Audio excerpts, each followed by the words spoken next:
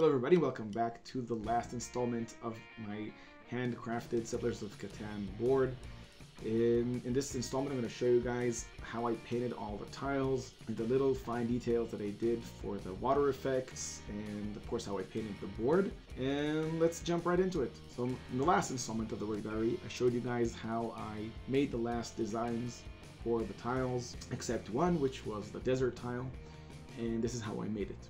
So I started by taking a popsicle stick and wrapping it up in some green stuff, the popsicle stick serving as kind of an armature, then wrapping the green stuff with a layer of super sculpting. Using a sculpting knife, I etched some layer lines on the pillar of super sculpting, and then came back with my steel brush, going side to side on the pillar to create finer erosion lines on the pillar. When I was satisfied with the roughness of the pillar, I came back with the sculpting knife and added some coarser lines to vary the depth of the erosion lines, and then used a toothbrush to kind of smooth out some of those erosion lines and make them look more worn. Different brushes give different effects, and you should try and see what kind of erosion effect you're looking for in a terrain piece when going for this kind of effect.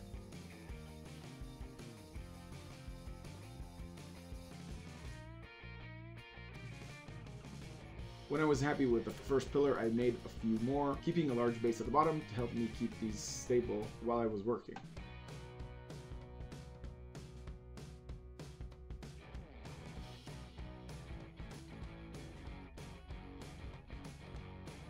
Once I was satisfied with the pillars that I had, I simply took another one of those plaster tiles that I showed a couple of entries ago, and I attached them to the tile using some Das air dry clay, keeping the texture of the clay itself rather smooth, kind of like Wadi Ram style desert terrain, having these large stone pillars rising up out of the sands of the desert.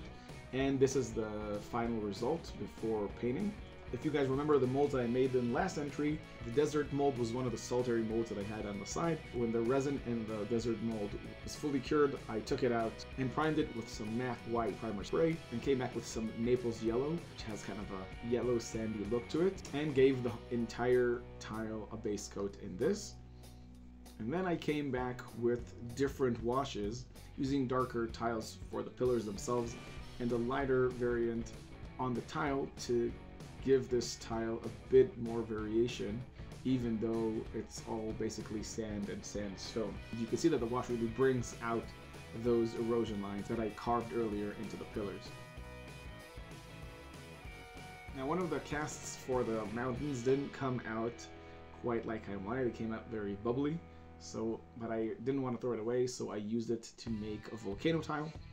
And I used all those bubbly holes that you get from a bad cast as volcano calderas. After spray priming the tile, I used some Mars Black by Amsterdam and gave the entire volcano tile black coat. And then, using some crimson red, I went over all the calderas and some of the places where I imagined lava would flow down, and then gradually used lighter and lighter shades of red, yellow, and orange to create lava flows going down the mountains.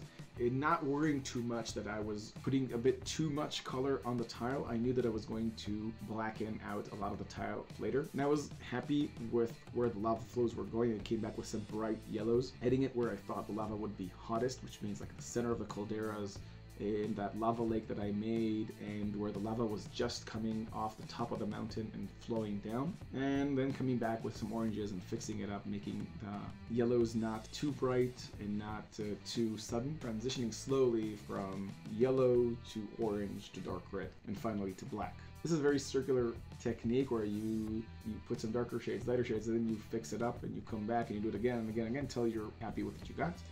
When I was happy with where the lava flows were going, I took some spring green by Apple Barrel for the greenery around the volcano, just so this tile would blend in with the rest. When I was happy with how the tile looked in general, I took some of that Mars Black that I used for the base coat of the tile, and I put it on my Deerfoot brush and just gave the entire mountain a dry brushing in black, and this kind of coated over wherever the lava spilled over the shoulders of the mountain and made it seem as if the lava was flowing only in the cracks down the mountain. But I really think this helped sell the idea of the volcano. Now for the mountains themselves, after spray priming the entire tile in the same white matte that I used for the rest, I came back with shades of gray, starting with a darker gray and slowly transitioning to a lighter gray, just to give the entire tile a base coat, not forgetting the edges, and then using a darker wash just to emphasize all the crevices and cracks up and down the mountains. And you can see here the other design that I made for the mountains, with the tile number being in the center of the mountain and the little cave or mine shaft coming in from the side of the mountain. This wash is the regular dark wash that I use, which is a homemade dark wash, simply made from watering down some darker shades of brown, black, and green with water and a bit of soap. Once the wash was dry, I simply came back with some lighter shades of gray and dry brushed them onto the mountains, just to bring out all those raised edges, make them a lot more prominent, going all the way to white to really emphasize the tops of the mountains. When I was happy with the overall paint job on the mountains, I took some shades of blue, paint the rivers and waterfalls that I sculpted onto the mountain. This adds to the realism and variation of the mountains and really helps to sell the idea of these being actual mountains with rivers flowing down them. Of course, not forgetting that I also made rivers flowing in the forests. Doing all of the rivers at the same time helps you use less paint and keep an overall homogeneous color scheme for your rivers and waterways in general. When all the shades of blue were cured on the mountains, I came back with some gloss Mod Podge just to emphasize the reflectiveness of the water. Once I had all these rivers, it occurred to me that it would be really neat that if these were ore tiles, then they should have some ore veins going up around the mountains. So I took some metallic paints, some gunmetal, and some gold, and I simply went around the mountains adding these tiny lines of metallic just for the fine detail and to make this more obvious that these were ore tiles. And for the forest tiles, I used the same spring green for the base coat, just going over the entire tile with the spring green, leaving the rock faces or rocky hills to be painted in gray. And here's my youngest daughter helping me drill into all of the tree casts that I made out of the mold that I showed last week, so I could put the toothpicks in to serve as tree trunks, and of course painting the tree trunks in advance in shades of brown so it wouldn't turn into a messy paint job when I tried to paint everything on the model itself. Of course, painting the trees themselves in shades of green and orange and brown. For the tree trunks and tree stumps on the forest tile, I used some nutmeg brown, which I then dry brushed with a lighter shade of brown, and also keeping this rather unified through all the forest tiles. Now, I already showed you guys in the last couple of episodes how I painted the wheat fields, so I'm not going to show it here, but you can see the general gist of painting the wheat itself in pollen yellow and the green around it in the same spring green as I did with the rest, just to have a unified base color scheme for all the tiles. For the clay tiles, I used terracotta for the clay part of the tile and spring green, of course, for the margins around it, using a dry brush of lighter browns and grays just to emphasize the layer heights inside the quarry. And you can see here the tiny clay blocks that I crafted to signify the clay resource. Now, I already showed you guys how I painted the hobbit hole tile in the first video, so I'm going to show it here again. Painted the fronts of the hobbit holes in the same terracotta that I used for the clay, keeping the doors blue and the sheep white. When all the tiles were painted, it was time to give a little bit of attention to the board itself, and I started by sculpting the docks for all of the different ports.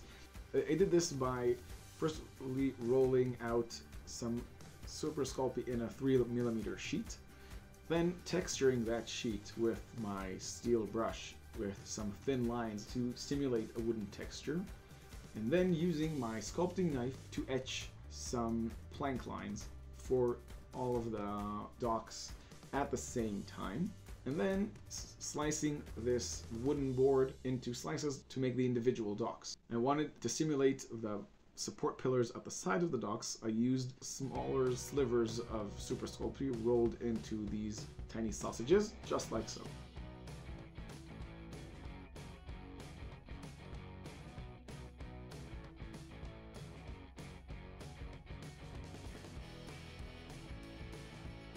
I then baked all of these docks in the oven, and while they were being baked, I took a popsicle stick and went around the board, simply marking out the edge of where I wanted the beaches to be, so I knew where to glue the docks. And then I took them out of the oven, let them cool down, and glued them to the board. In the meantime, thank you guys for watching the video up till now if you're still here. I hope you guys enjoyed it. I try and put out a new video each week and keep it interesting and varied. If you want to support the channel, please subscribe down below, leave a comment, and share it with a friend. And let's jump right back into it. After all the docks were glued, it was time to paint the board itself. So I put some of the Naples yellow that I used for the deserts, some whites, some light turquoise, and some aquamarine blue on a plate, and used some sponges to paint the entire board, starting with some dark aquamarine blue for the edges and then slowly working into the beach, mixing up the aquamarine blue with the turquoise and the white to create an effect where the water is getting lighter and lighter the closer it gets to the beach, and then coming back with the sponge and repainting the beaches themselves with the Naples yellow. I wasn't overly worried about painting over the ports. I was going to come back with some browns and painting them back up, so I wasn't too worried about it. Also forgot to say earlier that I painted the entire center of the grid with the same spring green that I used for the tiles, and you can see how it really helps connect the distinct tiles with the board itself. And once the color on the board was cured, I used a very large brush and using acrylic gel started applying water effects to the entire board. Now, there's a bit of time to work with acrylic gel before it dries, so I started by covering the entire board with acrylic gel. When I had covered the entire board, I used the same brush to create wave lines crawling up to the shore, using the paintbrush to push the acrylic gel, creating these wave fronts rolling towards the shore. Keeping these wave fronts. When the acrylic gel was ready, it was time to paint out the distinct conversion markers for the ports. And this is how they came from the guy who laser cut the board for me. The icons themselves are from Icon Finder. You can see the link below. Now, because the markers were laser cut from the board itself, they fit too perfectly into the holes. I wanted to make it a lot more easier to swap them from game to game. So I started by using my sander to sand down their edges a bit, to make them a bit smaller than the holes. Also sanding down the corners so that I could use a pin to pick them out of the holes if needed. When I had sanded down all of the markers, I took some 5mm magnets by Green Stuff World, and I wanted to put them into the backs of all the tiles. I simply took my handy drill and drilled a hole going halfway through all of the markers. And when all of these were done, I took the magnets and simply pushed a magnet into the bottom of each of the markers, making sure the polarity on all of the markers was the same.